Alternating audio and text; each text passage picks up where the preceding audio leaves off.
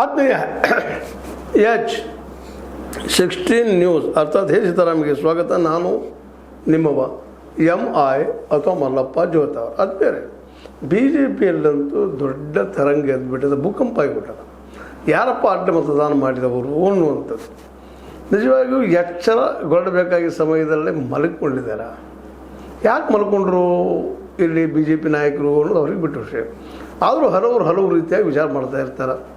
ಯಾಕಪ್ಪ ಅಂದ್ರೆ ಈ ರಾಜ್ಯದ ಬಿ ಜೆ ಪಿ ವಿಶೇಷವಾಗಿ JDS ಜೊತೆಗೆ ಮುಂದುವರಿದಕ್ಕೆ ಮನಸ್ಸಿಲ್ಲೇನೋ, ಅವ್ರಿಗೆ ಬೇಡ ಆಗ್ಯದ. ಕಾಲಿಷ್ಟ ನಾವೆಲ್ಲರೂ ದುಡಿದ JDSದ ಕುಮಾರಸ್ವಾಮಿಗಳು ಮುಖ್ಯಮಂತ್ರಿ ಮಾಡೋದು ಸರಿನಾ ಅನ್ನೋ ದೃಷ್ಟಿಕೋನ ಇರ್ಬೋದು, ಅಥವಾ ಮತ್ತೊಂದು ಇರ್ಬೋದು, ಮುಗಿದೊಂದು ಇರ್ಬೋದು, ಸಹಜ.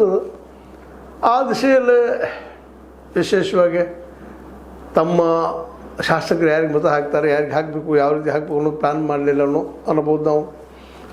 ಇಲ್ಲ ಇನ್ನೊಂದು ದೊಡ್ಡದದ, ಯಡಿಯೂರಪ್ಪನವ್ರ ವಿರೋಧಿಗಳು ಅವ್ರ ಮಗನ ಯಾವುದೇ ರೀತಿಯಿಂದಲಾದರೂ ವಿಜೇಂದ್ರ ಅವರನ್ನು ಅಧ್ಯಕ್ಷರಿಂದ ಕೆಳಗಿಳಿಸುವಂಥ ಒಂದು ಸುಸಂದರ್ಭ.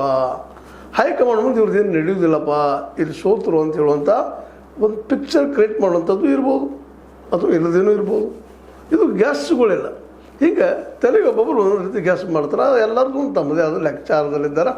ಅದೇ ಕಾರಣಕ್ಕೆ ಹೈಕಮಾಂಡ್ಗೆ ಯಾರು ಅಡ್ಡ ಮತದಾನ ಮಾಡಿದ್ದಾರೆ, ಯಾಕಂದ್ರೆ 14 ಮತ ಅಂತಿ JDS ಬಿದ್ದಾವೆ, 4 ಮತ ಅಷ್ಟೊಳಗಿದ್ದಾವೆ. ಇಲ್ಲ, ಹೆಚ್ಚಿಗೆ ಬಂದಿದ್ದು 11 ಮತಗಳು. 11ರಲ್ಲಿ 4 ತೆಗೆದು ಎಷ್ಟು ಉಳಿತು? 7 ಜನ ಬಿ ಜೆ ಪಿಗರು ಯಾರ್ಯಾರು ಇಬ್ಬರಂತೆ ಗೊತ್ತದ. ಲೋಕಕ್ಕೆ ಕಾನೂನು ಹೋಗ್ಬಿಟ್ರು, ಸೋಮಶೇಖರ್ ಅವ್ರ ಗೆಳೆಯ ಇನ್ನೊಬ್ಬರು.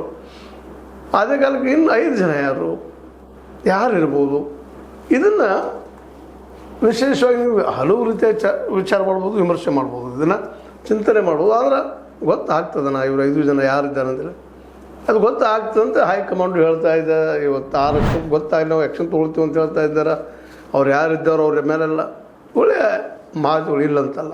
ಆದ್ರೆ ಆ್ಯಕ್ಷನ್ ತೊಗೊಂಡು ಏನು ಮಾಡಲಿಕ್ಕೆ ಸಾಧ್ಯ ಅದ. ಮಾಡಿದ್ರೆ ಪಕ್ಷದ ಹೊರಗೆ ಹಾಕ್ತೀರಿ ಅಷ್ಟ.